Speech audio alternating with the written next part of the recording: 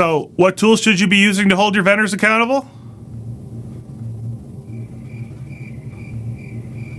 What are you waiting for? Cue the music.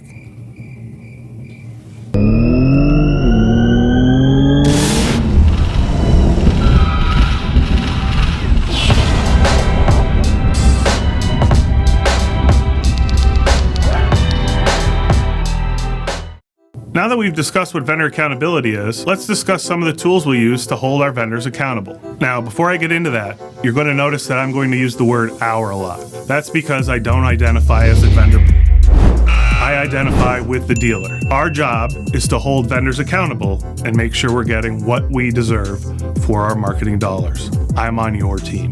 Vendor accountability can be very tricky, and we have a lot of vendors who will do a lot of different things, which means that we need a lot of different tools to be able to measure those vendors. Depending on what service our vendors provide for us, it can change the way we need to measure that vendor's performance. But almost universally, we'll be wanting to use the same tools. The types of tools we're going to want to use: your CRM. Any tool that's providing leads for us should be manifested inside our CRM. You're going to need a Google Analytics account, both a standard Universal Analytics account and a new Google Analytics 4 account. It's very important that you ensure the dealership owns those. With the high amount of turnover we see under vendor partners, particularly once we start doing vendor accountability, you're going to want to make sure that you have that continuity of data, so you want to own those accounts, so no matter what vendor you're using, you can look back at your data no matter the time frame. You're going to need your own Google Ads account. Even if you're not running pay-per-click yourself, you're going to want access to the keyword planner. You're going to need a Google Search Console account. While Google Analytics can show us what happened on our website, Google Search Console will show us what happened in Google Search. You're going to want a Bing Webmaster Tools account, the Microsoft equivalent of Google Search Console, to let you know what happened in Bing Search. Bing? Yes, Bing. Certain audience segments favor Bing over Google, believe it or not, even in 2023.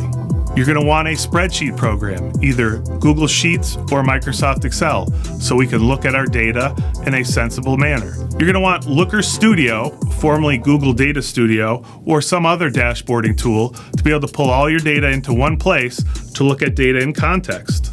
You're going to want a standard monthly meeting form that you fill out when you have meetings with your vendors. Depending on what the vendor is, you'll have different questions.